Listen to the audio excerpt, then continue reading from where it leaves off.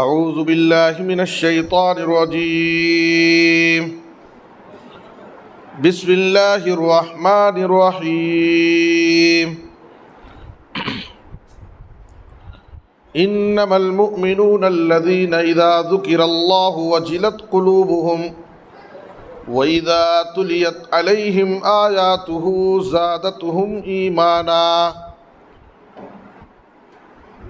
وَعَلَى رَبِّهِمْ يَتَوَكَّلُونَ الَّذِينَ يُقِيمُونَ الصَّلَاةَ وَمِمَّا رَزَقْنَاهُمْ يُنْفِقُونَ أُولَئِكَ هُمُ الْمُؤْمِنُونَ حَقًّا لَهُمْ دَرَجَاتٌ عِنْدَ رَبِّهِمْ وَمَغْفِرَةٌ وَرِزْقٌ کریم۔ محترم حضرات و خواتین، عزیز بچوں، نوجوانوں، اللہ رب العالمین نے سورہ انفال کی ان 3 آیتوں میں، آیت نمبر 2، 3، 4، حقیقی مومن جو اللہ کی نظر میں سچے مومن ہیں، جو ایمان کے تقاضوں کو پورا کرتے ہیں، اور واقعی جو اللہ کی نظر میں مثالی مومن ہیں، وہ ایمان جو رب العالمین کو مطلوب ہے ویسا وہ ایمان ان کے پاس ہے۔ ایسے حقیقی مثالی سچے مومنوں کی 5 نشانیاں اللہ تعالیٰ نے ان آیتوں میں ذکر کی ہیں۔ ان میں سے پہلی نشانی، پہلی صفت کا تذکرہ گزشتہ تاخرات میں آ گیا ہے۔ بقیہ 4 صفات پر آج روشنی ڈالی جائے گی انشاءاللہ، اور یہ 4 صفات بہت عظیم ہیں، اور ان 4 صفات کے حوالے سے بڑی اہم باتیں آپ کے سامنے رکھی جائیں گی انشاءاللہ۔ اللہ تعالیٰ نے فرمایا انما المؤمنون الذین اذا ذکر اللہ وجلت قلوبهم، کامل اور مثالی مومن وہ ہیں جب ان کے سامنے اللہ کا ذکر ہوتا ہے، اللہ کا نام لیا جاتا ہے تو ان کے دل اللہ کا نام سن کر ڈر جاتے ہیں، ان کے دل دہل جاتے ہیں۔ اللہ کی عظمت، اللہ کی بڑائی کا تصور ان کے دل میں ایسا ہوتا ہے کہ جیسے ہی ان کے سامنے اللہ کا ذکر ہوتا ہے تو ان کے دل میں اللہ کا خوف پیدا ہو جاتا ہے۔ یہ پہلی صفت۔ دوسری صفت ہے وَإِذَا تُلِيَتْ عَلَيْهِمْ آيَاتُهُ زَادَتْهُمْ إِيمَانًا، اہل ایمان کے سامنے جب قرآن کی آیتیں پڑھ کر سنائی جاتی ہیں تو ان کا ایمان بڑھ جاتا ہے، ان کے ایمان میں اضافہ ہوتا ہے۔ تیسری صفت وَعَلَى رَبِّهِمْ يَتَوَكَّلُونَ، اہل ایمان اپنے رب پر بھروسہ کرتے ہیں، توکل علی اللہ، یہ تیسری صفت۔ چوتھی صفت الذین یقیمون الصلاۃ، جو نماز قائم کرتے ہیں، یہ مومنوں کی چوتھی صفت۔ پانچویں صفت وَمِمَّا رَزَقْنَاهُمْ يُنْفِقُونَ، جو ہم نے انہیں روزی دی ہے اس میں سے خرچ کرتے ہیں۔ یہ 5 صفات ہیں۔ ان 5 صفات کو ذکر کرنے کے بعد اللہ کیا فرما رہا ہے؟ اولئک هم المؤمنون حقا، اولئک هم المؤمنون حقا، یہی حقیقی مومن ہے۔ دیکھیے حقاً کا لفظ آیا ہے۔ دنیا میں ایمان کا دعویٰ کرنے والے، اپنے آپ کو مسلمان اور مومن کہلانے والے تو کروڑوں کی تعداد میں ہیں، لیکن وہ اہل ایمان، وہ مومن جن کے بارے میں اللہ نے یہ سرٹیفکیٹ دی ہے، یہ وضاحت کی ہے کہ حقیقی مومن کون ہے، اولئک هم المؤمنون حقا، جن کے اندر یہ 5 صفات ہوں گے کہ اللہ کا نام آنے پر ان کے دلوں میں اللہ کا خوف پیدا ہو، ان کے سامنے جب کتاب و سنت کی باتیں پیش کی جائیں تو ان کے ایمان میں اضافہ ہو، اور وہ اپنی زندگی میں ہمیشہ اللہ پر بھروسہ کریں، نمازوں کی پابندی کریں، اللہ کے دیے ہوئے مال میں سے اللہ کی راہ میں خرچ کریں، تو اللہ کی نظر میں یہی حقیقی مثالی سچے مومن ہیں۔ اور اگر ہم اللہ کی نظر میں حقیقی مثالی مومن بن جائیں گے تو فائدہ کیا ہوگا؟ اللہ تعالیٰ نے فرمایا لَهُمْ دَرَجَاتٌ عِنْدَ رَبِّهِمْ، ان کے لیے ان کے رب کے پاس درجے ہیں۔ کہاں پر؟ جنت میں۔ جنت میں اعلیٰ درجے میں ہوں گے وہ، اس لیے کہ جنت میں نبی صلی اللہ علیہ وسلم نے فرمایا اِنَّ فِي الْجَنَّةِ 100 درجہ، جنت میں اللہ تعالیٰ نے 100 درجے رکھے، اور بندے اپنے اعمال کے مطابق ان کو ان کے درجے ملیں گے، ان کے عمل کے مطابق جنت میں ان کو درجے ملیں گے۔ تو اللہ تعالیٰ نے کہا ان کے لیے ان کے رب کے پاس درجات ہیں۔ دوسری وَمَغْفِرَةٌ، اور اللہ تعالیٰ ان کی مغفرت کر دے گا جن کے اندر یہ 5 صفات ہوں گے۔ اور تیسرا فائدہ وَرِزْقٌ کریم، اور ان کے لیے بہترین روزی ہے۔ دنیا میں بھی اللہ تعالیٰ ان کو پاکیزہ روزی دے گا، اور سب سے بہترین روزی جو انہیں آخرت میں جنت کی نعمتوں کی شکل میں ملے گی ان لوگوں کو جن کے اندر یہ 5 صفات پائے جائیں گے۔ دیکھیے پہلی صفت، جیسا کہ میں نے کہا کہ گزشتہ تاخرات میں اس پر روشنی ڈالی گئی ہے۔ دوسری صفت جو ہے کہ جب ہم اہل ایمان کے سامنے قرآن کی آیتوں کی تلاوت کی جاتی ہے، قرآن کی آیتیں پڑھ کر سنائی جاتی ہیں، تو ان کے ایمان میں اضافہ ہوتا ہے۔ پہلی بات تو یہ ہے کہ لوگوں کو نصیحت کرنے کے لیے، لوگوں کو تعلیم دینے کے لیے قرآن کی آیتوں کو پڑھا جائے، یہ کتاب و سنت کا طریقہ ہے۔ ذرا مائک تھوڑا بڑھاؤ۔ نصیحت کرنے کے لیے قرآن کی آیتوں کو پڑھ کر سنایا جائے، نصیحت کا طریقہ یہ ہے۔ قرآن میں اللہ تعالیٰ نے کیا فرمایا؟ فَذَكِّرْ بِالْقُرْآنِ مَنْ يَخَافُ وَعِيدٍ، قرآن کے ذریعے آپ لوگوں کو نصیحت کیجیے۔ تو نصیحت کتاب و سنت سے ہونی چاہیے، قرآن کی آیتوں کو پڑھ کر سنایا جائے، اور یہی نبی صلی اللہ علیہ وسلم کا طریقہ بھی تھا۔ نبی صلی اللہ علیہ وسلم کیا کرتے تھے؟ یتلو علیہم آیاتہ ویزکیہم ویعلمہم الکتاب والحکمہ، نبی صلی اللہ علیہ وسلم لوگوں کے سامنے قرآن کی آیتیں پڑھ کر سناتے اور ان کو شرک اور بت پرستی کی گندگیوں سے پاک کر دیتے تھے۔ جب ان کے سامنے قرآن کی آیتیں پڑھ کر سنائی جاتی تھی تو ان کے ایمان میں اضافہ ہوتا، اور وہ شرک اور بت پرستی کو چھوڑ کر کے ایمان اور اسلام میں داخل ہو جاتے تھے۔ اس لیے کہ اللہ تعالیٰ نے قرآن کی آیتوں میں، اللہ کے کلام میں وہ تاثیر رکھی۔ آج بہت سارے لوگ جو دعوت کا کام کر رہے ہیں میدان دعوت میں، وہ لوگ قرآن کی آیتوں کو پڑھنا چھوڑ دیے۔ آج کیا کر رہے ہیں؟ نمبر سے کام چلا رہے ہیں، سورہ نمبر فلاں، آیت نمبر فلاں، سورہ نمبر فلاں، آیت نمبر فلاں۔ یہ نمبرنگ سے کام چلنے والا نہیں ہے۔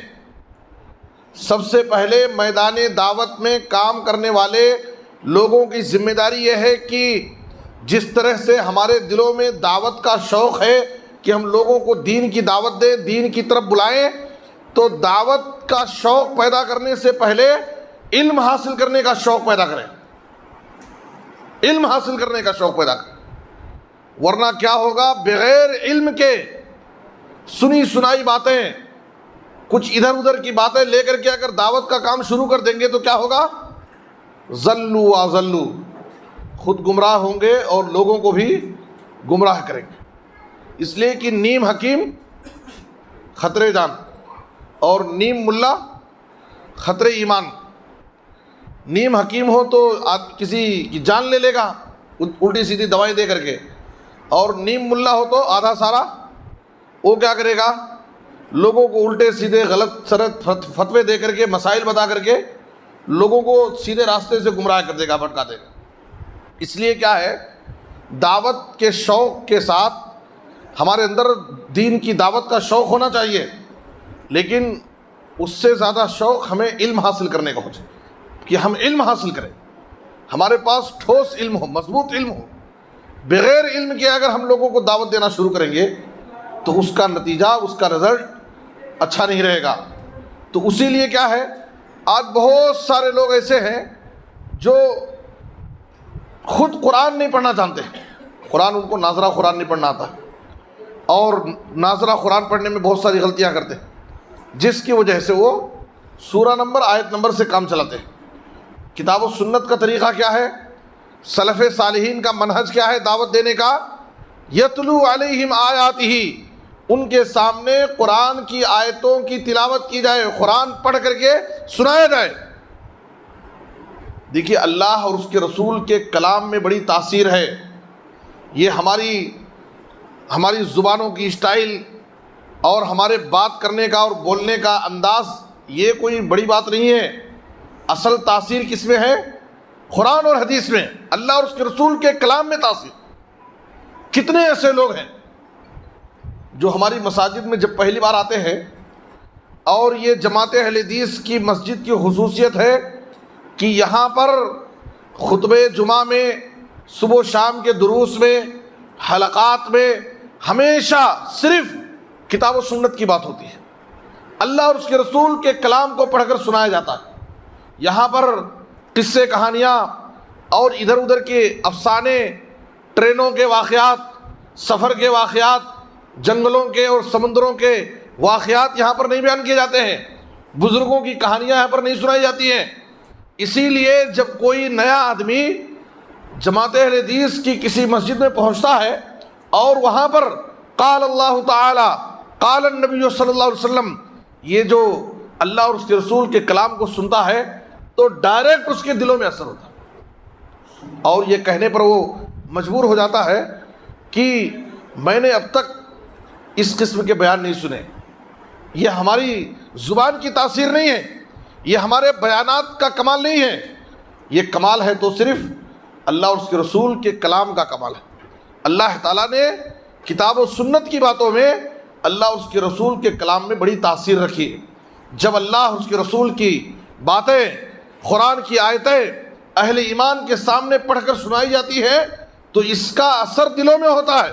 اس لیے کہ اللہ تعالیٰ نے فرمایا وَإِذَا تُلِيَتْ عَلَيْهِمْ آيَاتُهُ زَادَتْهُمْ إِيمَانًا، اہل ایمان کے سامنے جب قرآن کی آیتیں پڑھ کر سنائی جاتی ہے تو ان کے ایمان میں اضافہ ہو جاتا ہے، وہ فوراً اس پر عمل کرنے کے لیے تیار ہو جاتے ہیں۔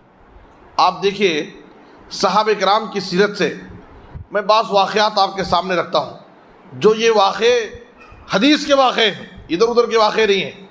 صحابہ کرام کی زندگیوں میں کئی ایسے موقع آئے، ان کے سامنے اللہ کا کلام آ گیا، نبی کا کوئی فرمان آ گیا تو فوراً وہ اپنے آپ کو اللہ اور اس کے رسول کے کلام کے حوالے کر دیتے تھے۔ ان کے سارے اختلاف، ان کے سارے مسائل، ان کے سارے جذبات، ان کا سارا غصہ ختم ہو جاتا تھا۔ اللہ اور اس کے رسول کا کلام ان کے سامنے آ گیا تو فوراً اس پر عمل کرتے تھے۔ صحیح بخاری کی حدیث میں ہے، ایک مرتبہ عوینہ بن حصن یہ اپنے بھتیجے حر بن قیس کے پاس گئے۔ حر بن قیس یہ حضرت عمر فاروق کے بڑے قریبی تھے، اور خاص طور پر حضرت عمر فاروق رضی اللہ تعالیٰ عنہ کا اصول کیا تھا کہ وہ اپنے مشاورتی کمیٹی میں، جن کے ساتھ وہ خلافت کے اہم امور میں مشورے لیتے تھے، تو حضرت عمر فاروق رضی اللہ تعالیٰ عنہ نے باقاعدہ اپنی کمیٹی میں رکھنے کے لیے قاری قرآن ہونا شرط رکھا تھا۔ ہماری کمیٹی میں وہی لوگ رہیں گے جو قرآن کے قاری ہوں، علم والے ہوں۔ یہ عمر فاروق رضی اللہ عنہ کی کنڈیشن تھی۔ حر بن قیس رضی اللہ تعالیٰ عنہ یہ عمر فاروق کے بڑے قریبی تھے، تو عیینہ بن حصن اپنے بھتیجے حر بن قیس کے پاس گئے جو حضرت عمر فاروق کے بڑے قریبی تھے۔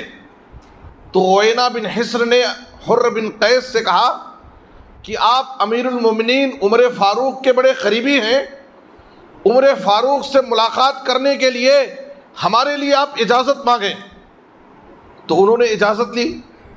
تو عیینہ بن حصن حضرت عمر فاروق کے پاس گئے اور جاتے ہی ان کے سامنے بڑی بے ادبی کے ساتھ عمر فاروق سے مخاطب ہوئے اور کہا واللہ ما تعطینا الجزل وما تحکم بیننا بالعدل، اے امیر المومنین آپ ہمیں کچھ عطیات نہیں دیتے ہیں، تحفے تحائف نہیں دیتے ہیں، اور ہمارے درمیان انصاف سے کام نہیں لیتے۔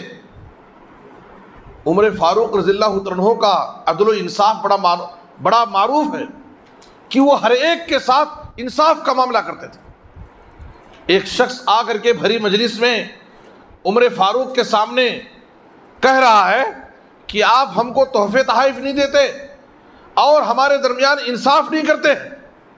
عمر فاروق رضی اللہ عنہ سخت غصے میں آ گئے اور غصے میں آ کر کے اس کو مارنے کے لیے آگے بڑھے، سزا دینے چاہے کہ یہ کیسا گستاخ ہے جو بھری مجلس میں آ کر کے میرے اوپر جھوٹا الزام لگاتا ہے۔ جب حر بن قیس نے دیکھا کہ حضرت عمر فاروق کا غصہ بہت تیز ہو گیا ہے اور آج وہ عیینہ بن حصن کو مار کر کے ہی رہیں گے، اب ان کے غصے کو کنٹرول میں لانے کے لیے کیا کیا؟ حر بن قیس نے کہا امیر المومنین اللہ تعالیٰ اپنے نبی کو قرآن میں کہتا ہے، اللہ تعالیٰ اپنے نبی سے قرآن میں کہتا ہے خذ العفو وامر بالعرف واعرض عن الجاہلین۔ اللہ تعالیٰ اپنے نبی سے قرآن میں کہتا ہے اے نبی صلی اللہ علیہ وسلم آپ لوگوں کو معاف کیجئے اور بھلائی کا حکم دیں اور جاہلوں سے اعراض کریں۔ جاہل اگر کوئی غلطی کر دے، کوئی جہالت کرے تو اس سے نہ الجھے، اس سے اعراض کیجئے۔ وَإِنَّ هَذَا مِنَ الْجَاهِلِينَ، یہ عیینہ بن حصن جاہلوں میں سے ہے اور یہ آپ کی شان میں گستاخی کیا ہے، آپ کے اوپر جھوٹا الزام لگا دیا ہے۔ اللہ اپنے نبی کو کہتا ہے کہ لوگوں کو معاف کرو، اس لیے یہ ایک نادان آدمی ہے، آپ کی شان میں کچھ گستاخی کر دیا ہے، آپ کو تکلیف دیا ہے، آپ معاف کر دیجئے اور اس سے اعراض کیجئے۔ جیسی ہی قرآن کی یہ آیت حر بن قیس نے حضرت عمر فاروق رضی اللہ عنہ کے سامنے تلاوت کی، عمر فاروق رضی اللہ عنہ کا غصہ ختم ہو گیا۔ حدیث میں ہے صحیح بخاری میں فواللہ ما جاوزها عمر حین تلاها علی، جب حضرت عمر فاروق کے سامنے قرآن کی آیت پڑھ کر سنائی گئی تو ان کا سارا غصہ ختم ہو گیا اور وہ ذرہ برابر آگے نہیں بڑھے، جبکہ وہ سامنے والے کو مارنے کے لیے سزا دینے کے ارادہ کیے تھے لیکن آگے نہیں بڑھے۔ اور حدیث میں ہے وَكَانَ وَقَّافًا عِنْدَ كِتَابِ اللَّهِ، حضرت عمر فاروق یہ اللہ کی کتاب کے سامنے اپنے آپ کو روک لیتے تھے، جب بھی ان کے سامنے قرآن کی کوئی آیت پڑھ کر سنائی جاتی تو فوراً ان کا سارا غصہ ختم ہو جاتا اور وہ فوراً اس آیت پر عمل کرتے تھے۔ یہ ایک مومن کی ذمہ داری ہے، یہ اہل ایمان کی نشانی ہے کہ ہمارے کیسے بھی مسائل ہوں، آج ہم کیا ہے کتاب و سنت سے وہی مسئلے لیتے ہیں جو ہماری مرضی اور ہماری خواہش کے مطابق ہوتی ہے۔ پراپرٹی کا کوئی معاملہ ہے، پراپرٹی تقسیم کرنا ہے، اگر کہا جائے کہ بھائی چلیے شریعت کے حساب سے قرآن اور حدیث کی روشنی میں اپنی پراپرٹی تقسیم کر لیں گے، بھائیوں کو بہنوں کو جو حق ہے ان کو ان کا حق شریعت کے حساب سے دے دیں گے، اس وقت ہمیں کتاب و سنت قرآن اور حدیث نظر نہیں آتا۔ وہاں پر کیا ہے ہم اپنا اصول نافذ کرتے ہیں، ہمارے ہاں ہمارے گھر میں یہ چلتا ہے، ہمارے باپ دادا کا طریقہ ہمارے گھر میں یہ رہا ہے پراپرٹی تقسیم کرنے کا، تو ہم اپنے باپ دادا کا طریقہ وہاں پر لے آتے ہیں اور قرآن حدیث کو وہاں پر نظر انداز کر دیتے۔ اہل ایمان کی نشانی یہ ہے کہ ہر معاملے میں ہم قرآن اور حدیث کو فالو کریں، قرآن حدیث کو لیں۔ صرف ایسا نہیں کہ ہماری مرضی اور خواہش کے مطابق جو بات ہو ہم وہاں پر قرآن حدیث لیں، اور جہاں ہماری خواہش سے ٹکرائے، ہمارے رسم و رواج کے خلاف ہو، وہاں پر ہم قرآن حدیث کو نظر انداز کریں۔ یہ مومن کی نشانی نہیں۔ حضرت کتنے ایسے لوگ ہیں جو لیلۃ القدر میں دعا پڑھ رہے ہیں، اللہم انک عفو تحب العفو فاعف عنی۔ آپ بیان سنتے ہوئے بھی پڑھتے رہیے، پڑھنے کے لیے کوئی بہت ٹائم کی ضرورت نہیں ہے، زبان آپ کا اللہ کے ذکر میں مصروف رہنا چاہیے۔ اللہم انک عفو تحب العفو فاعف عنی۔ لیلۃ القدر میں سب سے بڑا عمل یہی دعا ہے، سب سے بڑا عمل، لیلۃ القدر کی سب سے بڑی عبادت، سب سے بڑا عمل یہی دعا ہے، اللہم انک عفو تحب العفو فاعف عنی۔ اور اس دعا کو معمولی نہ سمجھیں، کثرت سے جتنا ہو سکے اس دعا کو پڑھیے۔ سعودی عرب کے ایک بہت بڑے عالم دین شیخ عبد الرزاق البدر، جو مسجد نبوی میں درس دیتے ہیں، مسجد نبوی میں درس دیتے ہیں اور سعودی عرب کے بہت بڑے عالم ہیں، ان کا ایک واقعہ بہت اہم واقعہ ہے، نصیحت آموز واقعہ، زندگیوں کو بدل دینے والا واقعہ۔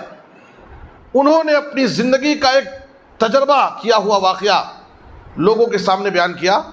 شیخ عبد الرزاق البدر حفظہ اللہ فرماتے ہیں کہ ایسی ہی طاق راتیں تھیں، طاق رات میں مسجد سے جا رہا تھا، ایک گلی سے گزر رہا تھا مدینے میں۔ کہتے ہیں کہ گزرتے گزرتے ایک کنارے ہم لوگ گئے، وہاں پر کچھ خیمے تھے عاملوں کے، عمال جو باہر سے ادھر ادھر سے کام کرنے کے لیے جاتے ہیں، مزدور لوگ، ان کے خیموں کے پاس سے ہم گزرے تو خیموں میں کچھ نوجوان جمع ہیں اور وہاں پر گانے بجانے کی آواز آ رہی ہے، سب سیریل چل رہا ہے، فلمیں دیکھ رہے ہیں، گانے سن رہے ہیں۔ تو ہم لوگ بڑی مشکل سے ان تک پہنچے، ان کے پاس ہم گئے تو ہم نے ان نوجوانوں سے کہا، وہ اپنے گانے بجانے میں مست ہیں، ہم نے ان سے کہا کہ یہ طاق راتیں ہیں، یہ طاق راتیں ہیں، کم سے کم ان طاق راتوں کا لحاظ کرو، اور اگر تم ان راتوں میں عبادت نہیں کر سکتے، اگر ان راتوں میں عبادت نہیں کر سکتے تو کم سے کم یہ گانا بجانا تو بند کر دو اور لوگوں کو تکلیف مت دو۔ تم خود گناہ کر رہے ہیں اور آس پاس کے لوگوں کو تکلیف دے رہے ہیں۔ کم سے کم اگر ان طاق راتوں میں اللہ کی عبادت نہیں کر سکتے ہیں تو کم سے کم یہ گناہ کا کام تو نہ کرو، اس لیے کہ ان طاق راتوں میں جہاں نیکی کا اجر و ثواب زیادہ ہے، وہی ان طاق راتوں میں اگر ہم کوئی گناہ کریں گے تو اس کا گناہ بڑا سخت اور خطرناک ہوگا۔ تو بہرحال ہم نے ان کو نصیحت کی، سمجھایا، اور وہ لوگ گانا بجانا بند کیے۔ جب گانا بجانا بند کر دیے تو ہم نے ان سے کہا کہ تمہیں طاق رات کی دعا یاد ہے، اللہم انک عفو تحب العفو فاعف عنی؟ تو کسی نوجوان کو دعا نہیں یاد تھی، تو ہم نے وہاں ٹھہر کر کے بار بار اپنی زبان سے ان کو پڑھوایا، ایک سے زائد بار۔ اس میں سے ایک نوجوان اس دعا کو بار بار پڑھانے سے وہ سیکھ لیا، پھر وہ بار بار پڑھتا رہا ہمارے سامنے۔ جب ہم نے دیکھا کہ یہ یاد کر لیا ہے اور بار بار پڑھ رہا ہے، اس کے بعد اس کو سمجھا کر کے ہم نے کہا جتنا زیادہ ہو سکے اس دعا کو اس رات میں پڑھتے رہو۔ ہم اس سے نصیحت کر کے چلے گئے، معاملہ ختم ہو گیا۔ کہتے ہیں کہ 5 یا 6 سال کے بعد میں ایک علاقے میں ایک اجتماع میں گیا تھا۔ اس اجتماع میں بہت سارے اس علاقے کے جو عمال ہیں، مزدور قسم کے لوگوں کو، خاص طور پر جو باہر سے آتے ہیں کام کرنے والے، ان کو جمع کیا گیا تھا اور ان کے لیے خصوصی درس رکھا گیا تھا۔ تو میں درس کے لیے جب وہاں پر پہنچا، درس سے فارغ ہوا اور سارے لوگ ملاقات کر رہے ہیں، سارے لوگ ملاقات کر کے جب جانے لگے تو میرے پاس وہ نوجوان آیا اور اس نوجوان نے مجھ سے سلام کیا اور اس نے کہا کہ آپ اس واقعے کو یاد کیجئے جب ہم چند نوجوان ایک جگہ بیٹھ کر کے، طاق رات تھی، ہم لوگ گانا بجانا سن رہے تھے، دیکھ رہے تھے، اور آپ آئے تھے، ہم کو نصیحت کیے، ہم گانا بجانا بند کر دیے تھے، اور آپ نے ہمیں یہ دعا سکھائی تھی اور کہا تھا کہ طاق رات میں اس دعا کو خاص طور پر بار بار پڑھو، اللہ تعالیٰ زندگیوں کو بدل دے گا اور بہت سارے گناہوں سے باز رہنے کی، چھوڑنے کی اللہ تعالیٰ توفیق دے دے۔ وہ نوجوان کہتا ہے کہ میں نے اس پر عمل کیا اور طاق رات میں بار بار یہ دعا پڑھتا رہا، یہاں تک کہ میرے اندر، میری زندگی میں کئی گناہوں کی بری عادتیں تھیں، میری زندگی میں کئی ایک بری عادتیں تھیں میرے پاس، اللہ تعالیٰ نے مجھے تمام بری عادتوں سے پاک کر دیا اور آج میں ایک شریف نیک انسان بن گیا ہوں، صرف اس طاق رات کی اس دعا کو بار بار پڑھنے کی وجہ سے اللہ تعالیٰ نے میرے دل میں اللہ کا اتنا خوف ڈال دیا اور میرے سینے کو اتنا پاک کر دیا کہ میری زندگی کی ساری بری عادتیں مجھ سے ختم ہو گئی۔ یہ اس دعا کی تاثیر اور اس دعا کی برکت ہے کہ ان طاق راتوں سے کتنے ایسے نوجوان ہیں، کتنے ایسے لوگ ہیں جن کی زندگیاں بدل جاتی ہیں۔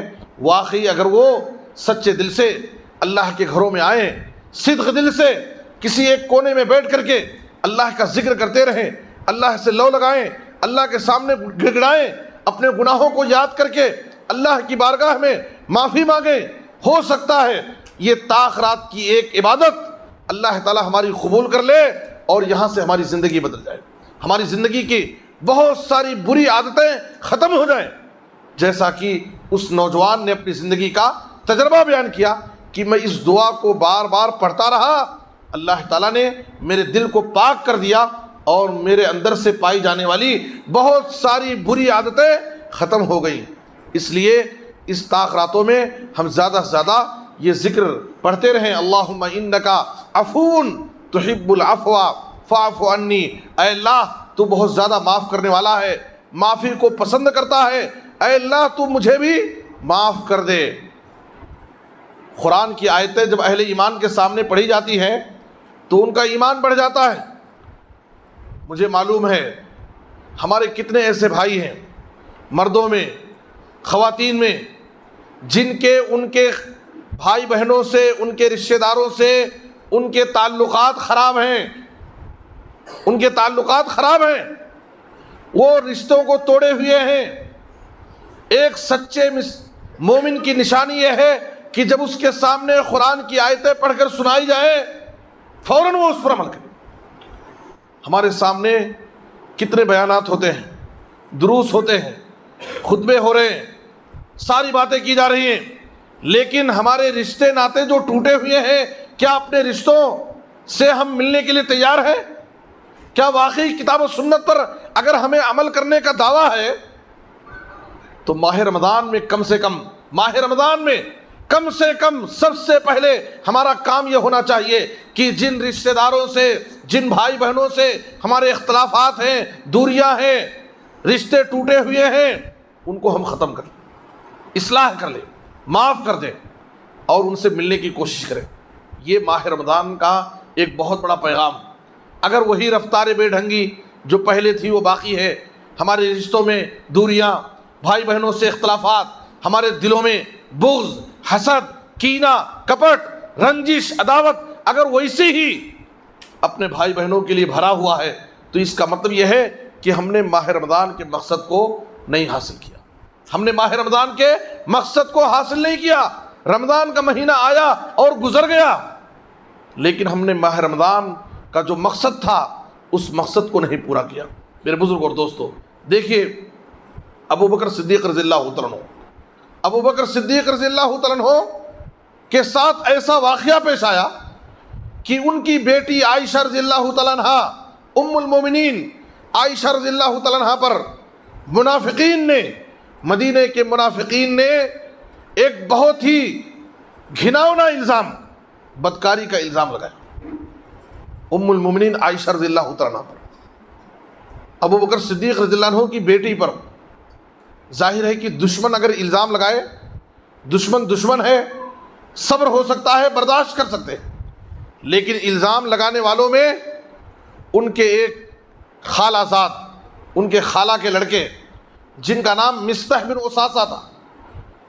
ایک تو ان کے خالہ زاد بھائی تھے اور ایک غریب انسان تھے. حضرت ابوبکر صدیق رضی اللہ عنہ ان کی پوری کفالت کرتے تھے, ان کے سارے اخراجات برداشت کرتے تھے, ان پر ماہانہ خرچ کرتے تھے. ایک تو ہمارا رشتہ دار ہے اور دوسرے غریب ہے, میں اس کے سارے اخراجات پورا کرتا ہوں. اور ایسا آدمی ہماری بیٹی پر اگر جھوٹا الزام لگائے اور ہمارے دشمنوں کا ساتھ دے تو کیا آدمی کو غصہ نہیں آئے گا؟ ابوبکر صدیق رضی اللہ عنہ کو غصہ آ گیا اور غصے میں آ کر کے انہوں نے قسم کھا لیا, واللہ لا انفق علی مستح شیئا ابدا, اللہ کی قسم آج سے میں مستح بن اساسہ پر کچھ بھی خرچ نہیں کروں گا, اور جو ان کی ماہانہ میں کفالت کرتا تھا, ان پر ماہانہ خرچ کرتا تھا, وہ سارا خرچ میں بند کر دیتا ہوں, اس لیے کہ میرا قریبی رشتہ دار ہو کر کے اور میرے خرچ پر اس کی زندگی گزر رہی ہے. اتنا احسان ہونے کے باوجود وہ میری بیٹی پر الزام لگانے والوں میں شامل ہے. جذبات میں آ گئے, غصے میں آ گئے اور قسم کھا لیا کہ آج سے میں ان پر کچھ خرچ نہیں کروں گا, کفالت بند کر دی.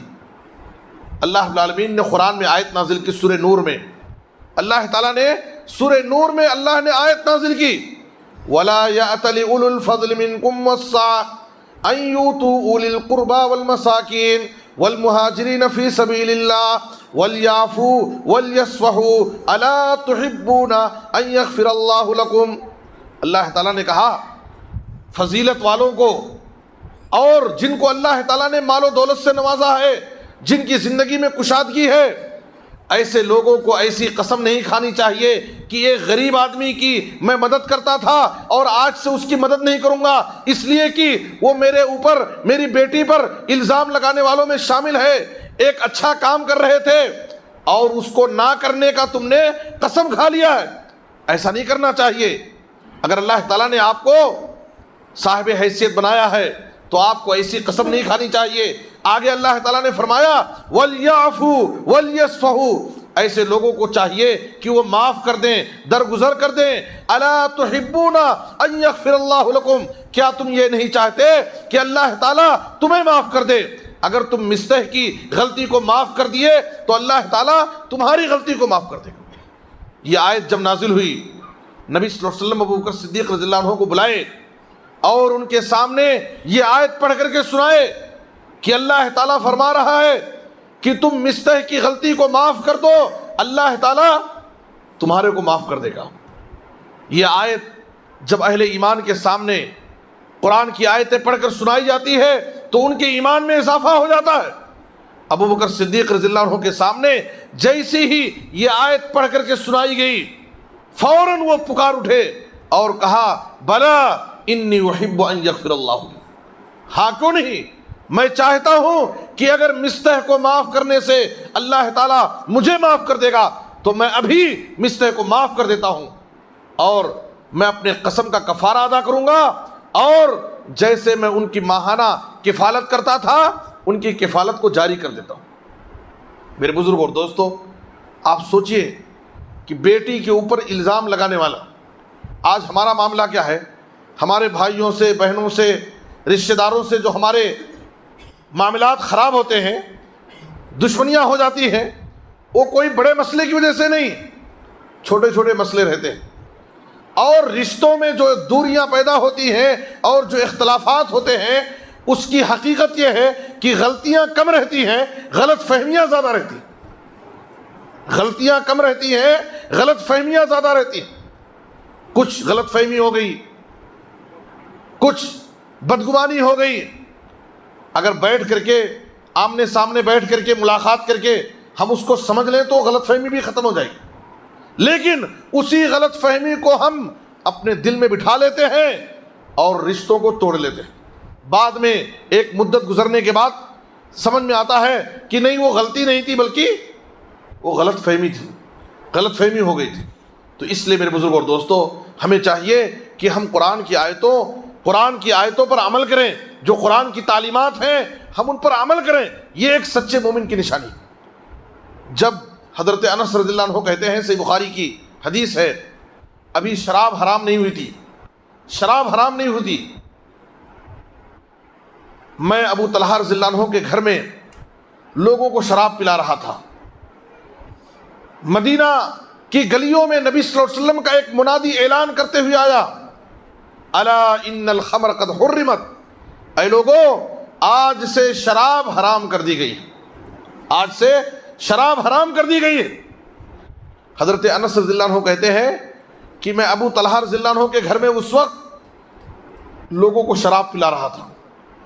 جیسے ہی نبی کے منادی کا یہ اعلان صحابہ سنے، جن کے ہونٹوں کے قریب شراب کا گلاس پہنچ گیا تھا، اعلان سنتے ہی فوراً وہ گلاس پھینک دیے۔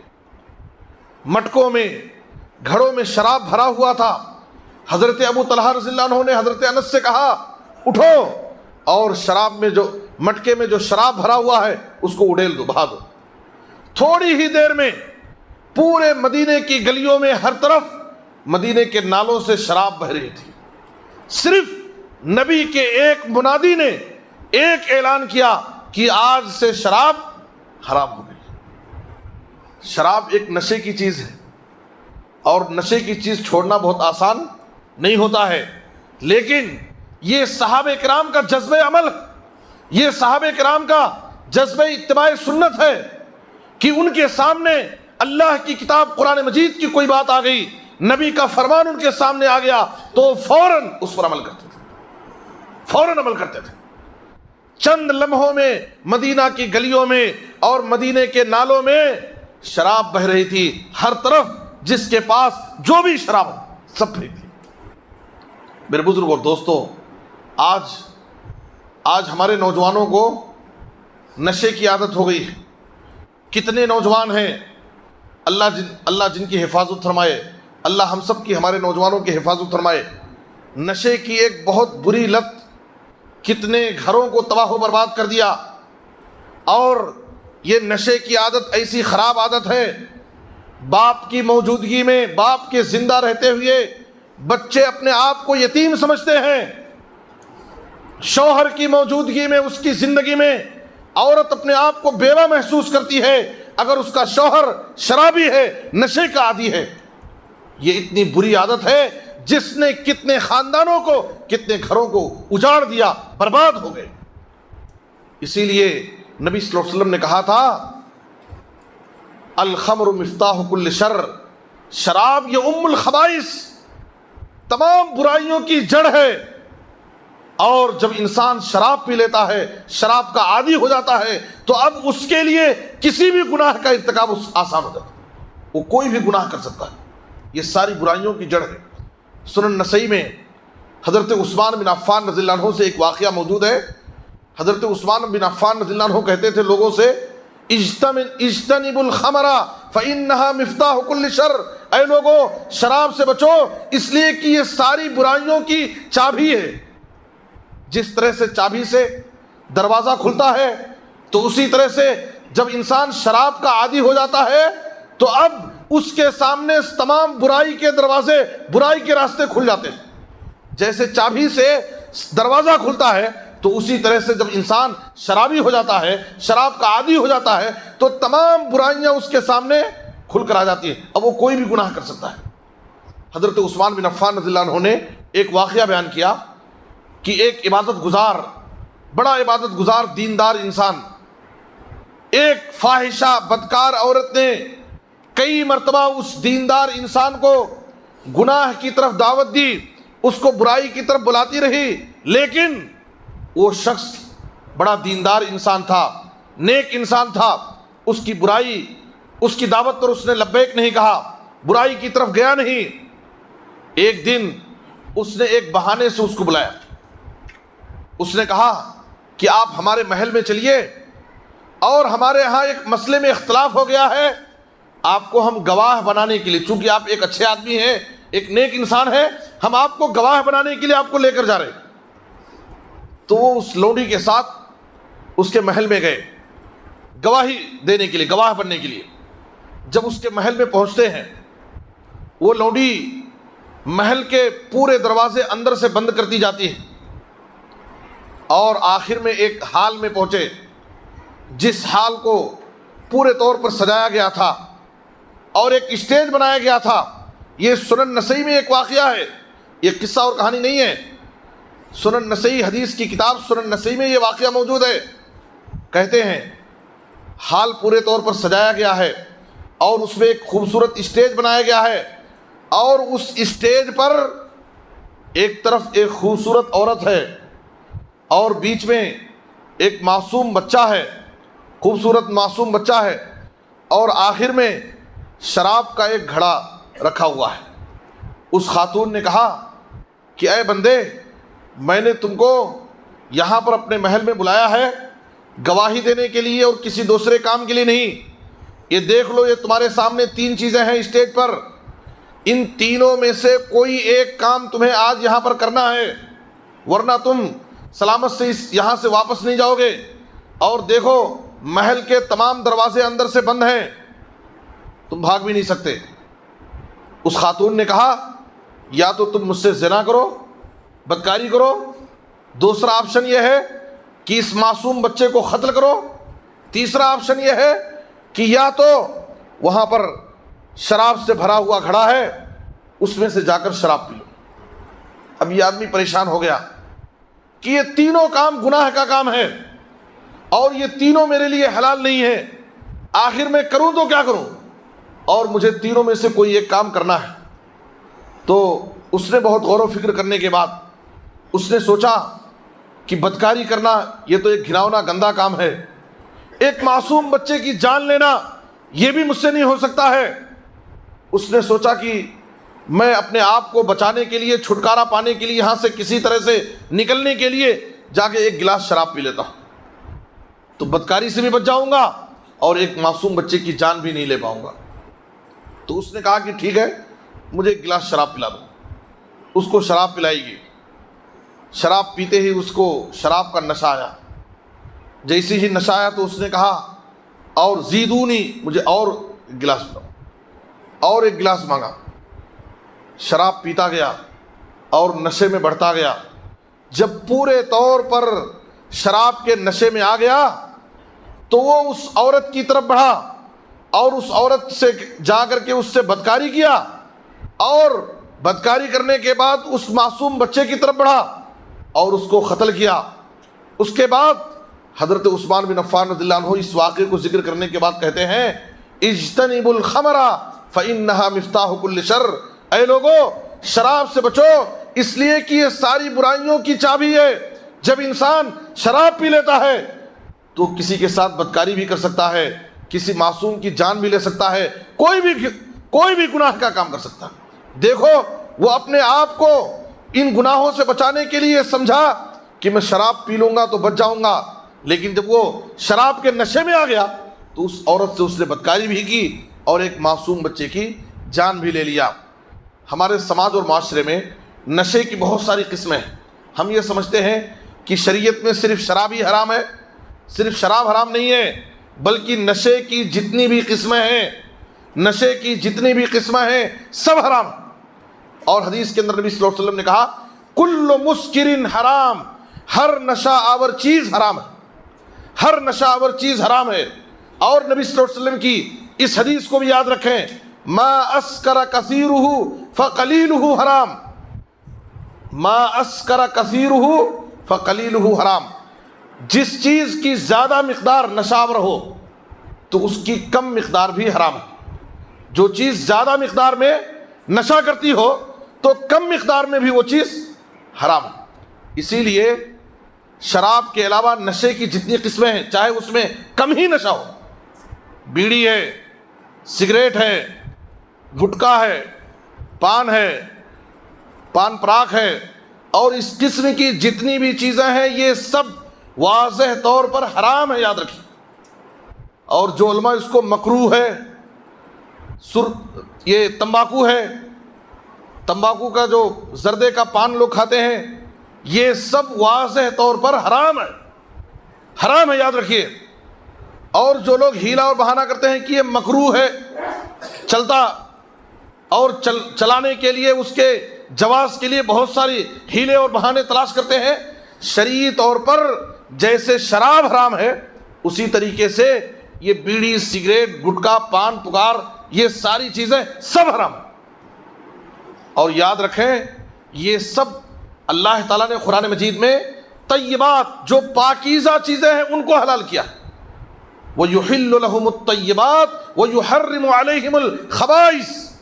اللہ تعالیٰ نے نبی صلی اللہ علیہ وسلم کو اس دنیا میں اسی کام کے لیے بھیجا تھا کہ آپ صلی اللہ علیہ وسلم لوگوں کے لیے پاکیزہ چیزوں کو حلال کریں اور جو خبائث اور گندی چیزیں ہیں ان کو حرام کریں۔ اور پورے مفسرین اور تمام علماء اور فقہا کا اس بات پر اتفاق ہے کہ بیڑی، سگریٹ، پان، گٹکا اور تمباکو یہ ساری چیزیں طیبات، پاکیزہ چیزیں نہیں ہیں۔ کوئی بھی عقل مند انسان اس کو پاکیزہ چیز شمار نہیں کرے گا، بلکہ ہر انسان اس کو خبائث میں اس کو شمار کرتا ہے۔ اور یہ ایک ایسی چیز ہے کہ جس میں ہمارے اخلاق خراب ہوتے ہیں، ہمارا مال ضائع ہوتا ہے، مالی نقصان اور اخلاقی نقصان، دین کا نقصان اور ہماری صحت کا نقصان، سارے نقصانات واضح ہیں، پھر بھی لوگ اس کو اپنے لیے حلال کرنے کی کوشش کرتے ہیں۔ یعنی شریعت میں حرام اور اس کے نقصانات ہر اعتبار سے اس کا نقصان واضح ہے، بلکہ اس کے اوپر لکھا رہتا ہے اس کا جو نقصان ہے، لیکن پھر بھی ہم اس کو استعمال کرنے کے لیے اپنی صحت اور اپنے جان کو نقصان پہنچانے کے لیے اپنا مال خرچ کرتے ہیں۔ اور میں آپ کو بتاؤں، آپ یاد رکھیے قرآن مجید میں اللہ تعالیٰ نے کیا فرمایا؟ وَتَعَاوَنُوا عَلَى الْبِرِّ وَالتَّقْوَى وَلَا تَعَاوَنُوا عَلَى الْإِثْمِ وَالْعُدْوَانِ۔ اے لوگو، نیکی اور بھلائی کے کام میں ایک دوسرے کی مدد کرو، ایک دوسرے کا ساتھ دو، گناہ کے کام میں، ظلم کے معاملے میں کبھی کسی کا سپورٹ مت کرو۔ یہ قرآن کی بڑی اہم آیت ہے سورہ مائدہ میں۔ اس لیے اس آیت کی روشنی میں کسی بھی غلط کام میں، گناہ کے کام میں دوستی کے نام پر بھی سپورٹ کرنا، اس کی مدد کرنا جائز نہیں ہے۔ دوستوں کی پارٹیاں ہوتی ہیں، ہوٹل میں گئے کھانے کے لیے، کچھ دوستوں کو نشے کی عادت ہوتی ہے، کم سے کم پان گٹکا کھانے کی عادت ہوتی ہے۔ آپ ان کے ہوٹل کی بل، کھانے کی بل دیجئے، لیکن اگر وہ آپ سے گٹکا کھانے کے لیے پیسے مانگتا ہے کہ اس کی بل بنو، تو آپ مت بنیے، حرام ہے۔ اگر آپ پان کے، گٹکے کے اور ان سب چیزوں کی بل اگر آپ ادا کر رہے ہیں تو اس کا مطلب یہ ہے کہ آپ ایک غلط کام میں تعاون کر رہے ہیں۔ اور اللہ تعالیٰ نے کیا فرمایا؟ وَلَا تَعَاوَنُوا عَلَى الْإِثْمِ وَالْعُدْوَانِ۔ کسی بھی گناہ کے کام میں کسی کا ساتھ مت دو۔ آپ بولیے کہ میں یہ نہ کھاتا ہوں اور نہ کسی کو کھلاتا ہوں، یہ میرے لیے حرام ہے۔ اور آپ اگر میرے سچے واقعی دوست ہیں، اگر آپ واقعی میرے دوست ہیں، تو آپ کو بھی اس کام کا یہ استعمال نہیں کرنا چاہیے، چھوڑ دیجئے اس کو، آپ اس کو نصیحت کیجئے۔ ہمارے دوستی، زندگی بھر دوستی رہتی ہے۔ ہماری دوستی کیسی ہے؟ دوستوں کے اندر بہت ساری بری عادتیں رہتی ہیں، غلط چیزیں رہتی ہیں، لیکن کہیں دوستی خراب نہ ہو جائے، ہم کبھی اس کے غلط کام پر ٹوکتے نہیں، اس کی اصلاح کرنے کی کوشش نہیں کرتے ہیں۔ یہ ہماری ذمہ داری ہے۔ اگر ہماری دوستی کسی سے ہے تو اگر اس کے اندر ہم کوئی عیب دیکھتے ہیں، کوئی غلطی دیکھتے ہیں، کوئی غلط کام اس کے اندر ہے، تو خیر خواہی اور سچی دوستی یہ ہے کہ اس کے اندر اگر کوئی عیب ہے، کوئی غلطی ہے، کوئی بری عادت ہے، تو آپ کبھی اچھے موڈ میں، دوست کا موڈ اچھا ہے، آپ کی بات سمجھ رہا ہے، آپ سے متاثر ہے، تو آپ اس کو کبھی درد مندانہ انداز میں آپ اس کو نصیحت کیجئے، پیار سے اس کو سمجھائیے۔ ہو سکتا ہے کہ اللہ تعالیٰ آپ کی بات میں اثر دے، اس لیے کہ ایک دوست کی بات کو قبول کرتا ہے۔ بسا اوقات بہت سارے بیانات کا اثر نہیں ہوتا ہے، لیکن ایک دوست اس کو سمجھایا اچھے انداز میں، اس کو بات سمجھ میں آ گئی اور وہ اپنی غلط عادت سے توبہ کر لیتا ہے۔ اس لیے ہماری دوستی کا بھی تقاضا یہ ہے کہ دوست کے اندر اگر کچھ بری عادتیں ہیں، کچھ غلطیاں ہیں، تو ہم کبھی اس کو درد بھرے انداز میں، اچھے انداز میں، تنہائی میں ہم اس کو نصیحت کریں۔ کم سے کم اگر وہ اپنی اصلاح نہیں کرے گا تو ہم بریء ذمہ ہو جائیں گے، ہماری ذمہ داری تو ختم ہو جائے گی، ہم نے اس پر نصیحت کر کے حجت قائم کر دی۔ اور کبھی بھی کسی غلط کام میں ہم اپنے دوستوں کا سپورٹ نہ کریں، اس لیے کہ اللہ تعالیٰ نے قرآن مجید میں صاف طور پر بیان کر دیا، وَلَا تَعَاوَنُوا عَلَى الْإِثْمِ وَالْعُدْوَانِ۔ کسی گناہ کے کام میں اور کسی ظلم کے معاملے میں تم کسی دوسرے کی مدد مت کرو۔ میرے بزرگ اور دوستو، مومنوں کی سچی نشانی کیا ہے کہ جب ان کے سامنے قرآن کی آیتیں پڑھ کر سنائی جاتی ہیں، قرآن اور حدیث کی بات ہمارے سامنے آ گئی، تو اگر واقعی ہمیں اللہ پر ایمان ہے، آخرت کے دن پر ایمان ہے، کتاب و سنت پر عمل کا دعویٰ ہے، تو ہماری ذمہ داری کیا ہے؟ جب اللہ کا فرمان آ گیا، نبی کی بات آ گئی، تو فوراً اس کو ہم قبول کر لیں، وہاں پر اپنی منمانی نہ کریں۔ تیسری صفت اللہ تعالیٰ نے کیا فرمائی؟ وَعَلَىٰ رَبِّهِمْ يَتَوَكَّلُونَ، اہل ایمان اپنے رب پر بھروسہ کرتے۔ دیکھیے توکل علی اللہ، اللہ پر بھروسہ کرنا، یہ بہت بڑی عبادت ہے، بہت بڑی عبادت ہے۔ بہت ساری برائیوں کا علاج ہے توکل۔ آج سماج اور معاشرے میں جو بہت سارے غلط عقائد ہیں، ان عقائد کی وجہ کیا ہے؟ توکل علی اللہ کی کمزوری، ہمارا بھروسہ اللہ پر نہیں ہے۔ ایک آدمی نماز چھوڑ کر کے دکان چلا رہا ہے، دکان پر بیٹھا ہوا ہے، دکان چلانے کی فکر میں رمضان کے روزے چھوڑ رہا ہے۔ اس کا مطلب کیا ہے؟ کہ اس کو اللہ پر بھروسہ نہیں ہے، اس کو اپنے کسٹمروں پر بھروسہ ہے کہ اگر میں نماز چھوڑ کر کے جاؤں گا، کاروبار کو اگر نہیں دیکھوں گا تو میری روزی روٹی بند ہو جائے گی یا روزی روٹی متاثر ہو جائے گی، ہمارا کاروبار متاثر ہو جائے گا۔ یاد رکھو، رزاق اللہ، روزی دینے والا اللہ ہے۔ ہم اللہ کے نام پر اپنے گھر سے بھروسہ کر کے، اللہ کا نام لے کر کے روزی کے لیے، تجارت کے لیے نکلتے ہیں، اپنا کاروبار، اپنی محنت اور کوشش ہم کرتے ہیں، لیکن ہمارا بھروسہ اللہ پر ہوتا ہے۔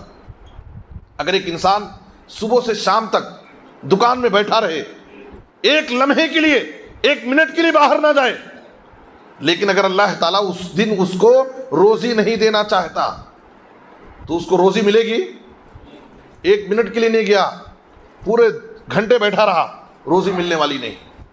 لیکن اگر اللہ تعالیٰ اس کو روزی دینا چاہے، دن بھر وہ ادھر ادھر مشغول رہا، پورے دن بھر کی روزی اللہ تعالیٰ ایک گھنٹے میں بھی اس کو پہنچا دے سکتا ہے۔ ایک کسٹمر اللہ بھیجے گا، دن بھر کی اس کی روزی اس کو مل جائے گی۔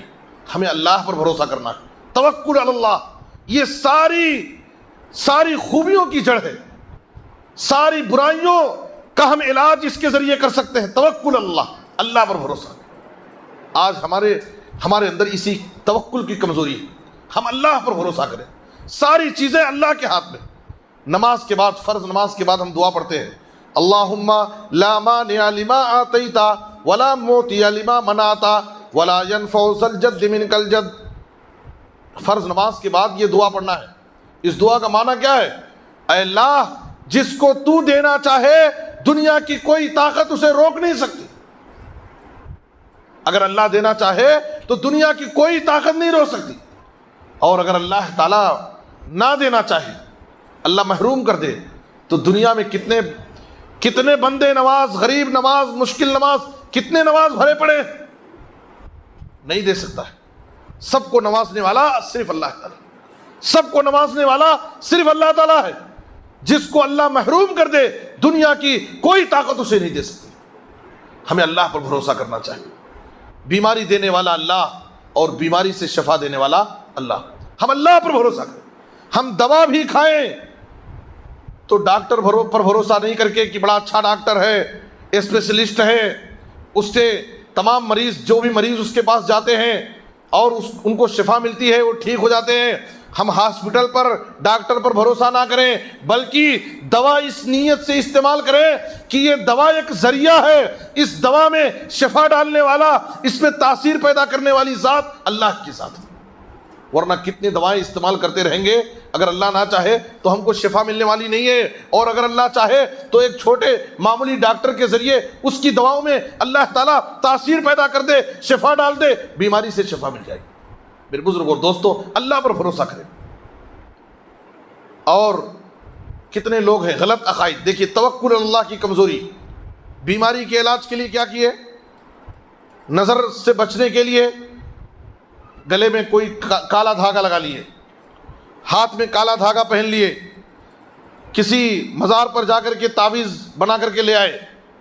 یاد رکھیے، نبی صلی اللہ علیہ وسلم نے کہا، من تعلق، حدیث ہے آپ کی، من تعلق شیئا وکل الیہ، جو شخص کوئی چیز پہنتا ہے، لٹکاتا ہے، استعمال کرتا ہے، یہ عقیدہ رکھ کر کے، یہ سمجھ کر کے کہ اس دھاگے میں، اس تعویذ میں، اس کڑے میں بیماری سے شفا دینے کی طاقت ہے اور یہ بیماری سے بچا سکتی ہے، نظر سے بچا سکتی ہے، جادو سے بچا سکتی ہے، اس پر، اس دھاگے پر، اس تعویذ پر بھروسہ کر لیتا ہے، تو نبی صلی اللہ علیہ وسلم نے کہا جو انسان جس چیز پر بھروسہ کرے گا اللہ تعالیٰ اس کو اسی کے حوالے کر دے گا۔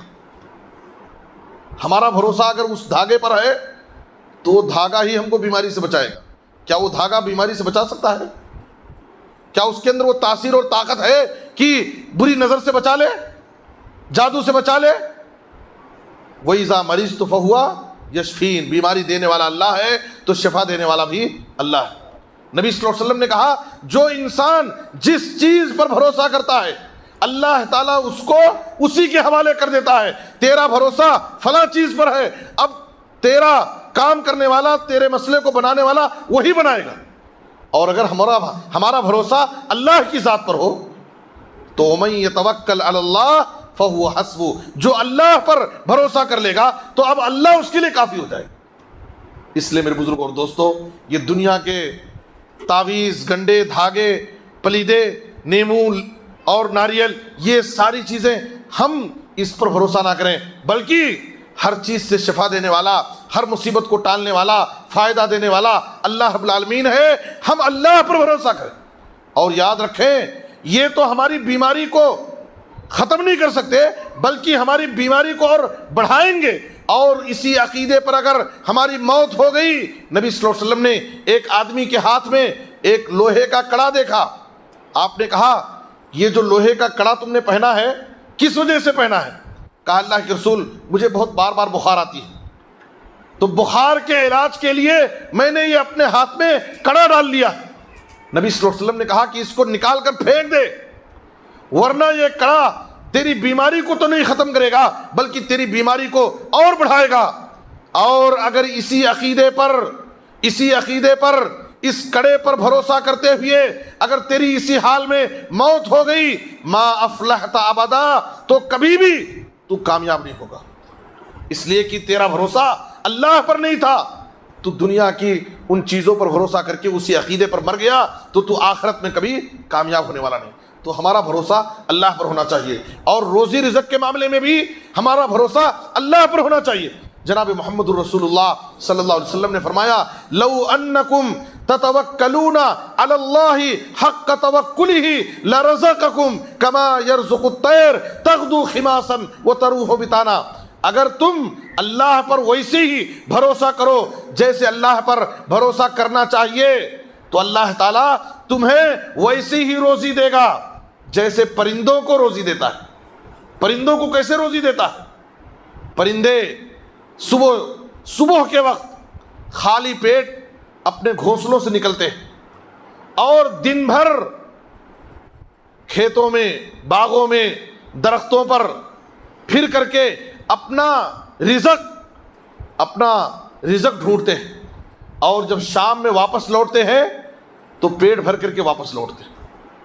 تو نبی صلی اللہ علیہ وسلم نے کہا اگر تم اللہ پر ویسے ہی بھروسہ کرو جیسے بھروسہ کرنا چاہیے تو اللہ تعالیٰ تمہیں ویسے ہی روزی دے گا جیسے ان پرندوں کو روزی دیتا ہے۔ میرے بزرگوں اور دوستو، یہاں پر توکل علی اللہ کا مطلب سمجھنے کی ضرورت ہے۔ بعض لوگ جیسے صوفیہ کے ہاں توکل علی اللہ کا مطلب کیا ہے؟ توکل کا مطلب وہ یہ سمجھتے ہیں کہ اگر بیمار ہو گئے تو علاج کرانے کی ضرورت نہیں ہے، گھر میں بیٹھے رہو اللہ شفا دے گا۔ وہ یہ توکل کا مطلب سمجھتے ہیں، اللہ پر بھروسہ رکھو اللہ تعالیٰ شفا دے گا، اگر محنت کرنے کی ضرورت نہیں ہے، روزی تلاش کرنے کی ضرورت نہیں ہے، اللہ تعالیٰ گھر میں بیٹھے رہو اللہ روزی دے گا۔ یہ توکل کا مطلب نہیں ہے۔ پرندے کیا کرتے ہیں؟ پرندے صبح خالی پیٹ اپنے گھونسلے سے نکل کر دن بھر محنت کرتے ہیں، محنت کر کے شام میں تب واپس پیٹ بھر کر کے لوٹتے ہیں۔ یہ توکل کا مطلب یہ ہے۔ توکل کا مطلب یہ نہیں کہ گھر میں بیٹھے رہیے اور اللہ پر بھروسہ رکھیے کہ اللہ روزی دے دے گا۔ نبی صلی اللہ علیہ وسلم کے پاس ایک شخص آیا، اپنی اونٹنی پر سوار ہو کر کے آیا اور اونٹنی کی رسی کو چھوڑ دیا اور آپ صلی اللہ علیہ وسلم کے پاس آ کر بیٹھ گیا. نبی صلی اللہ علیہ وسلم نے کہا تم نے اپنی اونٹنی کی رسی چھوڑ دی اور اس کو باندھے نہیں, اونٹنی کو باندھے کیوں نہیں؟ کہا اللہ کے رسول مجھے اللہ پر بھروسہ ہے میری اونٹنی کام ہی نہیں جائے گی. دیکھیے یہ توکل کا غلط معنی.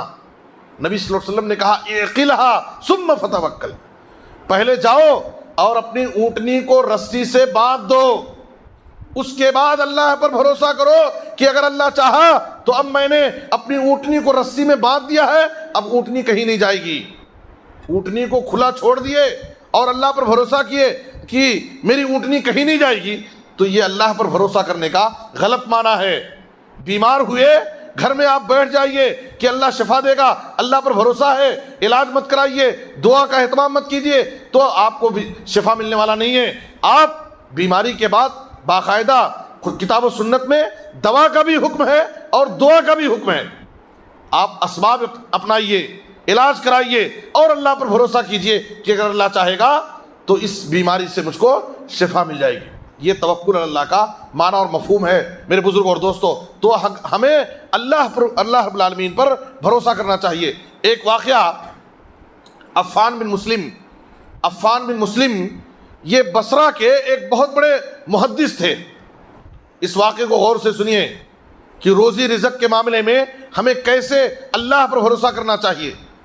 عفان بن مسلم یہ بصرہ کے ایک بہت بڑے محدث تھے. وہ جب خلیفہ مامون کی طرف سے ایک اعلان آیا کہ جتنے بھی علماء قرآن کو مخلوق نہیں مانتے اور کہتے ہیں کہ قرآن اللہ کا کلام ہے, تو حکومت کی طرف سے جو ان کو ماہانہ تنخواہیں ملتی ہیں ان کی تنخواہیں بند کر دی جائے. بصرہ کا گورنر عفان بن مسلم جو ایک بہت بڑے محدث تھے ان کو بلایا اور خلیفہ کا یہ فرمان سنایا کہ اگر آپ قرآن کو مخلوق نہیں مانتے تو حکومت کی طرف سے جو آپ کو ماہانہ تنخواہ ملتی ہے وہ تنخواہ آپ کی بند ہو جائے گی. اس وقت عفان بن مسلم رحمۃ اللہ علیہ نے کہا کہ میں قرآن کو اللہ کا کلام کہتا ہوں, میں قرآن کو مخلوق نہیں کہہ سکتا. تو کہا کہ ٹھیک ہے, اگر آپ اس عقیدے کو نہیں مانیں گے تو ماہانہ آج سے آپ کی حکومت کی تنخواہ بند کی جا رہی ہے. کہا کہ ٹھیک ہے.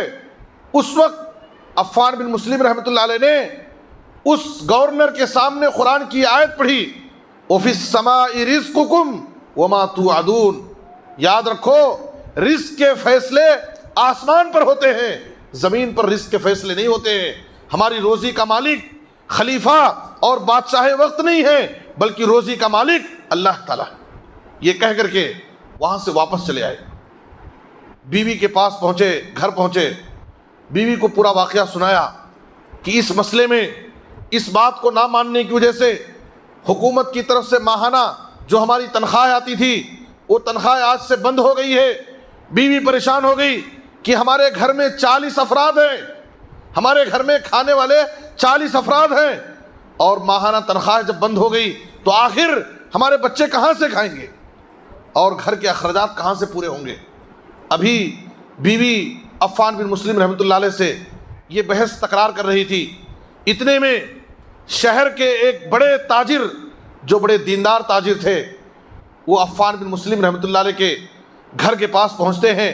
دروازے کو دستک دیا, عفان بن مسلم باہر گئے تو دیکھا کہ روغنیات کے ایک بہت بڑے تاجر ان کے سامنے کھڑے ہیں. کہا کہ میں نے سنا ہے کہ آج سے خلیفہ مامون کی طرف سے جو آپ کو ماہانہ وظیفہ ملتا تھا وہ وظیفہ آپ کا بند ہو گیا ہے. کہا کہ ہاں آپ نے صحیح سنا ہے. تو کہا کہ ہم آپ کو یہ بتانے آئے ہیں کہ آپ کتاب و سنت پر عمل کیجئے اور دین کی خدمت جیسے آپ کر رہے تھے ویسے ہی دین کی خدمت کرتے رہیے. آپ کو حکومت کی طرف سے ماہانہ 500 روپے ملتا تھا, آج سے میں آپ کو ماہانہ اپنی طرف سے 1000 روپے وظیفہ آپ کو دوں گا, اور آپ سے میری گزارش یہ ہے کہ آپ پوری دل جمعی سے دین کی جیسے خدمت کر رہے تھے آپ دین کی خدمت کرتے رہیے, اور یہ پہلی قسط 1000 روپے آپ لیجئے اور اپنے اخراجات پوری کیجئے. اس کے بعد عفان بن مسلم وہ 1000 روپے لے کر کے اپنی بیوی کے پاس لے کے گئے اور کہا دیکھو اللہ تعالیٰ فرماتا ہے وَمَن يَتَّقِ اللَّهَ يَجْعَل لَّهُ مَخْرَجًا وَيَرْزُقْهُ مِنْ حَيْثُ لَا يَحْتَسِبُ، جو اللہ سے ڈرے گا اللہ تعالیٰ اس کے لیے مشکل اور پریشانی سے اس کو باہر نکال دے گا، اور ایسی جگہ سے اللہ اس کو روزی دے گا کہ وہ سوچ بھی نہیں سکتا ہے، اس کے تصور میں بھی نہیں رہے گا۔ اس لیے میرے بزرگ اور دوستو، ہمیں ہر معاملے میں اللہ پر توکل کرنا چاہیے اور اللہ پر بھروسہ کرنا چاہیے۔ چوتھی صفت، نماز قائم کرتے ہیں۔ نماز سے متعلق آگے کے درس میں انشاءاللہ تفصیلی بات رکھی جائے گی۔ آخری صفت جو ہے وہ وَمِمَّا رَزَقْنَاهُمْ يُنْفِقُونَ، وہ اللہ کے دیے ہوئے مال کو اللہ کی راہ میں خرچ کرتے ہیں۔ ایک بات انفاق فی سبیل اللہ، اللہ کی راہ میں خرچ کرنے سے متعلق، اگر ایک انسان اپنے پاکیزہ حلال مال کو اللہ کی راہ میں خرچ کرتا ہے، دیکھیے پورے قرآن میں اللہ تعالیٰ نے جہاں بھی خرچ کرنے کا حکم دیا ہے وہاں پر کہا وَمِمَّا رَزَقْنَاهُمْ يُنْفِقُونَ۔ اس میں دو چیزیں ہیں، ایک تو اللہ فرماتا ہے کہ ہم نے تم کو جو روزی دی ہے، اس کا مطلب کیا ہے کہ انسان کے پاس جو بھی روزی ہے، انسان کے پاس جو بھی ہمارا کمایا ہوا مال ہے، یہ اللہ دیا ہے۔ ہم یہ نہ سمجھیں کہ میں نے کمایا ہے، میں نے اس کو جمایا ہے۔ قرآن میں ہر جگہ اللہ جہاں بھی خرچ کرنے کا حکم دیتا ہے، اللہ فرماتا ہے کہ ہماری دی ہوئی روزی کو خرچ کرو۔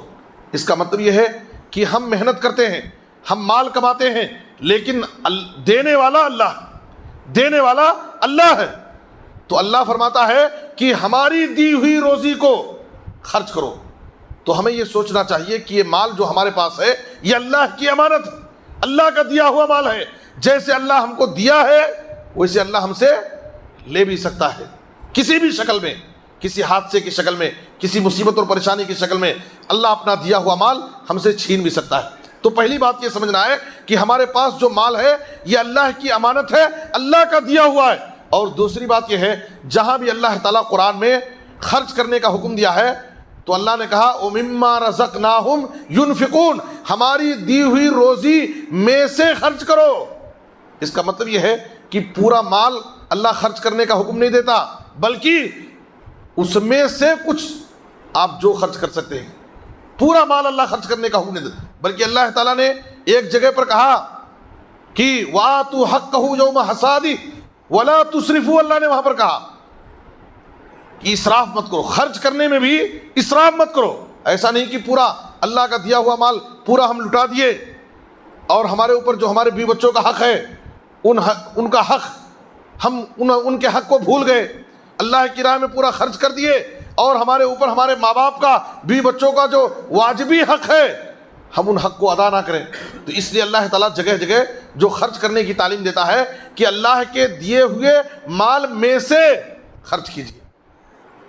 صدقہ اور خیرات کے تعلق سے ہم نے بہت ساری باتیں سنی ہیں۔ ایک دو بات، نبی صلی اللہ علیہ وسلم کی ایک حدیث، آپ صلی اللہ علیہ وسلم نے فرمایا داؤ مرضاکم بالصدقہ، اے لوگو اپنے بیماروں کا علاج صدقے سے کرو۔ بیماری کا علاج صدقے سے، بیماری کا علاج دعا سے کرنا ہے، بیماری کا علاج دوا سے کرنا ہے، بیماری کا علاج تیسرا طریقہ کیا ہے؟ صدقے سے کرنا ہے۔ یہ نبی صلی اللہ علیہ وسلم کی حدیث ہے، صحیح الترغیب کی۔ میں آپ کو بتاؤں، عبداللہ بن مبارک رحمۃ اللہ، سیر و اعلام النبلاء میں امام ذہبی رحمۃ اللہ علیہ نے اس واقعے کو ذکر کیا ہے۔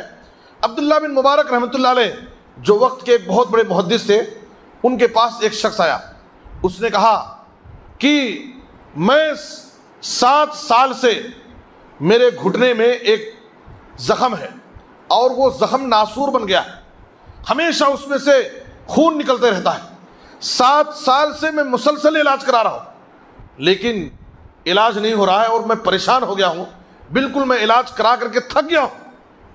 آپ ایک بہت بڑے عالم دین ہیں، میں آپ کے پاس آیا ہوں، اپنا یہ مسئلہ رکھ رہا ہوں، مجھے آپ کوئی تدبیر بتائیے، میں کیا کروں، میں بہت پریشان ہو چکا ہوں، 7 سال سے میرا یہ زخم ٹھیک نہیں ہو رہا ہے۔ عبداللہ بن مبارک رحمۃ اللہ علیہ نے کہا کہ فلاں علاقے میں، فلاں محلے میں لوگوں کو پانی کی ضرورت ہے، وہاں پر لوگوں کے لیے پانی کا انتظام نہیں ہے اور بہت پریشان ہے پورے محلے کے لوگ، میری ایک نصیحت یہ ہے کہ تم وہاں پر جاؤ اور اس محلے والوں کے لیے پانی کا انتظام کر دو، کنواں کھدوا دو، پہلے زمانے میں پانی کے لیے کنویں کھودے جاتے تھے، آج کے زمانے میں پانی کے لیے بور ڈالے جاتے ہیں.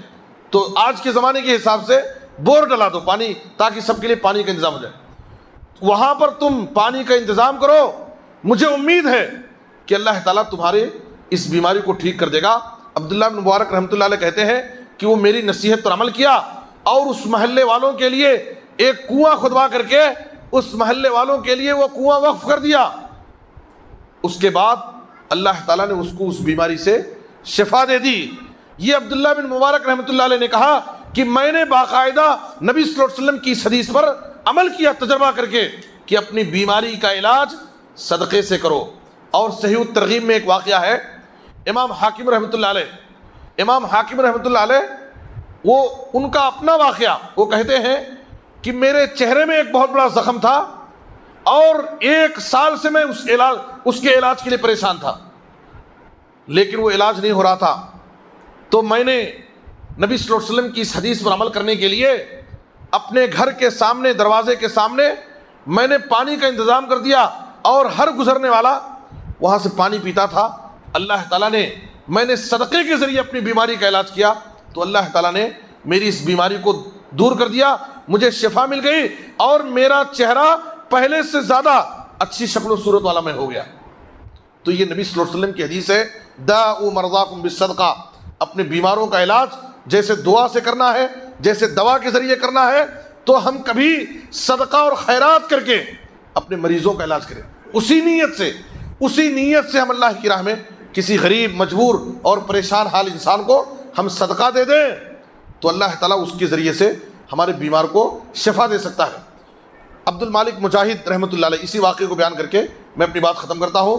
عبد المالک مجاہد حفظہ اللہ، انہوں نے اپنی کتاب سنہرے اوراق میں 7 روزہ المسلمون کے حوالے سے اس واقعے کو نقل کیا ہے. وہ کہتے ہیں کہ ملک شام کے ایک ڈاکٹر عیسیٰ مرزوقی ملک شام کے رہنے والے تھے.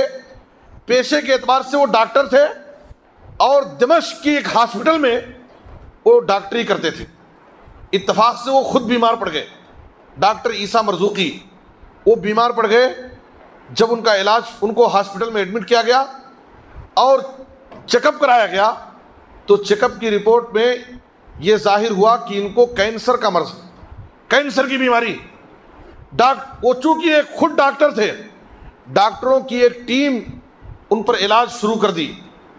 جیسے جیسے ڈاکٹر علاج کر رہے ہیں ان کی بیماری اور بڑھتی جا رہی، اور ڈاکٹروں نے یہ فیصلہ کیا کہ ڈاکٹر عیسیٰ مرزوقی یہ چند ہفتوں کے مہمان ہیں، اس لیے کہ کینسر کا مرض یہ بالکل آخری درجے میں پہنچ گیا.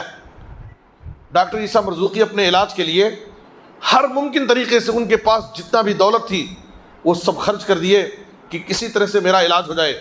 وہ ایک نوجوان تھے، ابھی شادی نہیں ہوئی تھی ان کی، لیکن ایک لڑکی سے ان کی منگنی ہوئی تھی. جب ان کی یہ بیماری ظاہر ہوئی رپورٹ میں کہ ان کو کینسر کی بیماری ہے، لوگ ان کی منگیتر کے پاس، جس لڑکی سے ان کی منگنی ہوئی تھی، لوگ آئے اور اس سے کہا کہ تمہارے ہونے والے شوہر کو کینسر جیسی مہلک بیماری ہے، اس لیے تم اپنا رشتہ توڑ لو، اس لیے کہ وہ تو چند دنوں کا مہمان ہے. ڈاکٹروں نے رپورٹ دی ہے. دیکھیے اس لڑکی کو اللہ رب العالمین پر کتنا یقین اور بھروسہ ہے. اس نے کہا کہ جو رشتہ مجھ سے ہو چکا ہے، منگنی ہو چکی ہے، میں اس کو اس ڈر سے نہیں توڑ سکتی کہ میرے ہونے والے شوہر کو ایک مہلک بیماری ہے. مقدر کا فیصلہ ہو، جو ہوگا وہ ہوگا. وہ لڑکی اللہ کے فیصلے سے راضی ہوئی. ڈاکٹر عیسیٰ مرزوقی کہتے ہیں کہ ایک دن میں بڑے غم میں، مایوسی کی حالت میں بیٹھا تھا اور میں یہ سوچ رہا تھا کہ میں چند دنوں کا مہمان ہوں اور ڈاکٹروں نے میرے بارے میں فیصلہ کر دیا ہے. بیٹھے بیٹھے مجھے اچانک ایک حدیث یاد آئی.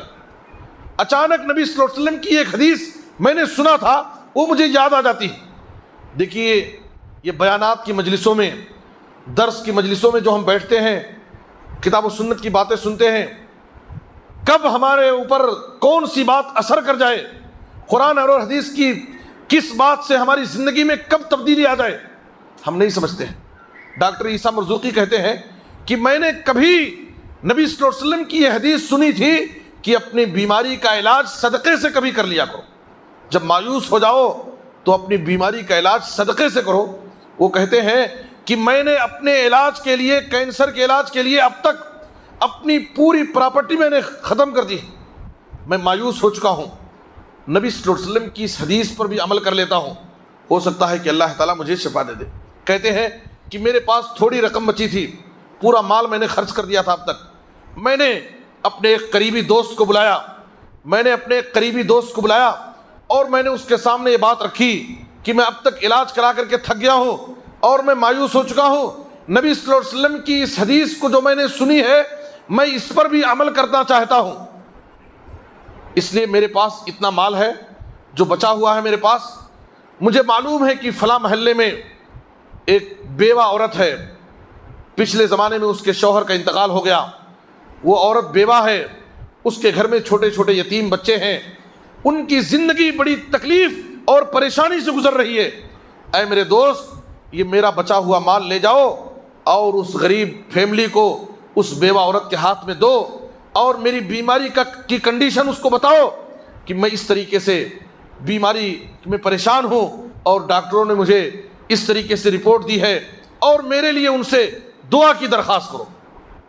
میرے بزرگوں اور دوستوں، ان کا ساتھی ان کی وہ رقم امانت لے کر کے اس بیوہ عورت کے گھر پہنچا اور پوری حالت بتائی۔ کہتے ہیں کہ اس بیوہ عورت نے اور یتیم بچے ان کے حق میں سچے دل سے دعائیں شروع کیے، اور اللہ تعالیٰ نے ان کے علاج میں کامیابی شروع کر دی، دھیرے دھیرے ان کو شفا مل گئی۔ ڈاکٹروں نے رپورٹ لی تو پوری رپورٹیں سب نارمل ہیں، ان کا پورا علاج ہو چکا ہے، ڈاکٹر پریشان ہیں کہ علاج کرنے والے ہم ہی لوگ ہیں، آخر یہ اچانک یہ رپورٹ نارمل کیسے ہو گئی اور ان کو علاج کیسے ہو گیا، آخر کون سا ایسا کرشمہ ہوا۔ خود وہ ڈاکٹروں کی ٹیم نے ڈاکٹر عیسیٰ مرزوقی سے کہا کہ آخر کیا بات ہے کہ تمہاری ساری رپورٹیں نارمل ہو گئیں؟ تو انہوں نے کہا کہ دیکھو میں نے ایک طرف علاج کرایا لیکن دوسری طرف میں نے نبی صلی اللہ علیہ وسلم کی اس حدیث پر عمل کیا، داؤ مرضاکم بالصدقہ، اے لوگو اپنی بیماری کا علاج صدقے سے کرو۔ کبھی اللہ تعالیٰ تم جو صدقہ اور خیرات کرتے ہیں اس نیت سے کہ اللہ تعالیٰ میرے بیمار کو، میرے بچے کو شفا دے دے، ہو سکتا ہے اس صدقے کی برکت سے اللہ تعالیٰ تمہیں بیماری سے شفا مل جائے، تو میں نے اس پر عمل کیا اور اللہ تعالیٰ نے میری بیماری کا علاج اسی صدقے سے کیا۔ میرے بزرگ اور دوستو، اس لیے اللہ رب العالمین کا دیا ہوا مال جو ہمارے پاس اللہ کی امانت ہوتی ہے، ہم اس کو اللہ کی راہ میں خرچ کرنے سے ہم پیچھے نہ ہٹیں، ورنہ اللہ رب العالمین نے جیسے ہمیں مال دیا ہے اللہ تعالیٰ دیا ہوا مال ہم سے واپس چھین بھی سکتا ہے۔ مومن کی نشانی یہ ہے کہ وہ مما رزقناہم ينفقون، اللہ کے دیے ہوئے مال کو اللہ کی راہ میں خرچ کرتے ہیں۔